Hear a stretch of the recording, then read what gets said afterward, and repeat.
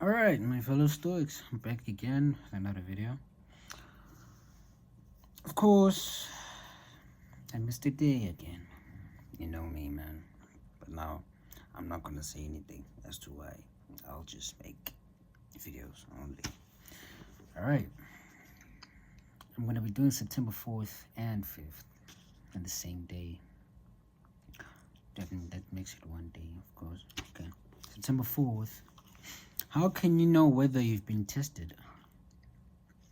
I judge you unfortunate because you have never lived through misfortune. You have passed through life without an opponent. No one can ever know what you are capable of, not even you. This is Seneca on Providence 4.3. Most people who have gone through difficult periods in their life, come to later wear those experiences as a badge of honor. Those were the days, they might say, even though now they live in much better circumstances. To be young and hungry again, another night say wistfully, it was the best thing that ever happened to me, or I wouldn't change a thing about it. As though, as tough as those periods were, they were ultimately formative experiences. They made those people who they are. There's another benefit of so-called misfortune. Having experienced and survived it, we walk away with a better understanding of our own capacity and inner strength. Passing a trial by fire is empowering because you know that in the future you can survive similar adversity. What does not kill me makes me stronger. And that you know that quote, of course. Nietzsche said though. So today, if things, excuse me again. So today, if things look like they may take a bad turn or your luck might change, why worry? This might be one of those formative experiences you will be grateful for later. And that's September 4th. So basically, this is on suffering, bro. Suffering is something that builds a person. Of course, go through difficulty, man. Go through it all.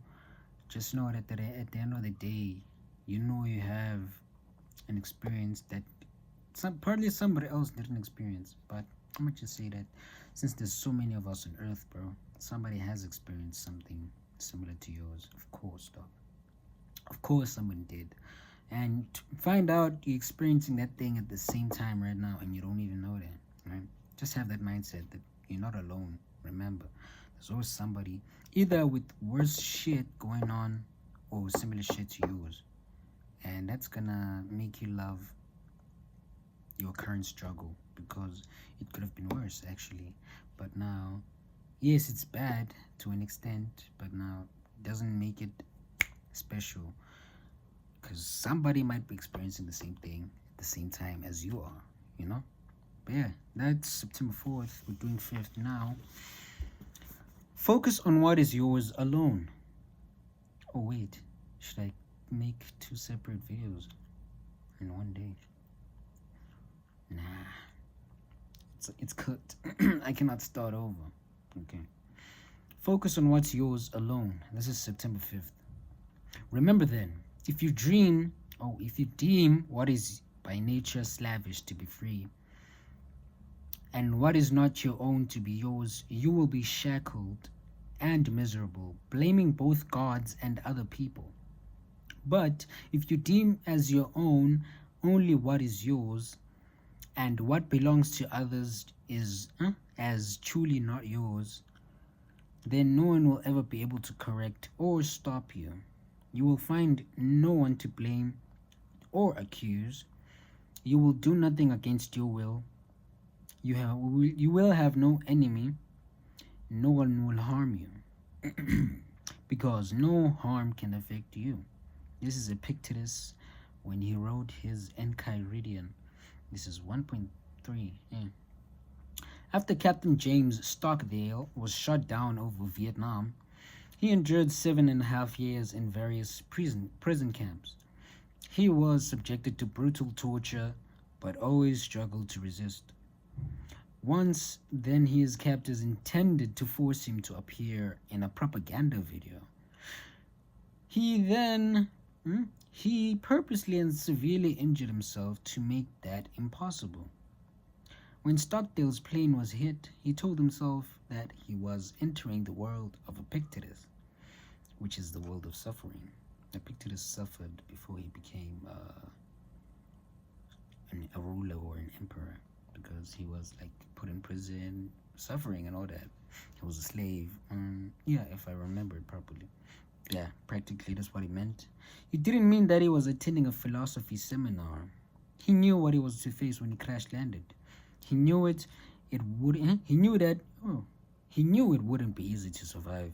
Interviewed by Jim Collins for the business classic Good to Great, Stockdale explained that there was no group that had the most trouble in the prison. It was the optimists, he said. The ones who said, we're going to be out by Christmas. And Christmas would come and Christmas would go. Then they'd say, we're going to be out by Easter. And Easter would come and Easter would go. And then Thanksgiving. And then it would be Christmas again. Then they died of a broken heart. I don't know if it was literal, but that's what it says. But Stockdale preserved and persevered and did make it out, actually. Okay. He quenched his desires and focused exclusively on what he did to control himself. I cannot explain this one. There's no way I relate to this. I can't. But what I explained about prison and being an emperor after that, practically life is not going to be always good. If you didn't die, it's not the end. Your life hasn't ended. It still continues. You throw yourself down a bridge, you survive, that is not over. And you shouldn't do that. I'm not saying do that. That's not good. You're gonna die, my nigga. And when you die, nobody gonna bring you back. And you leaving with your family with your problems, your scars, your responsibilities, and now you don't know how to live again because you yourself, you know. But yeah, that's it for today, gents. I'm gonna head out. I'll make another one tomorrow, hopefully. Alright, gents, later, Gator.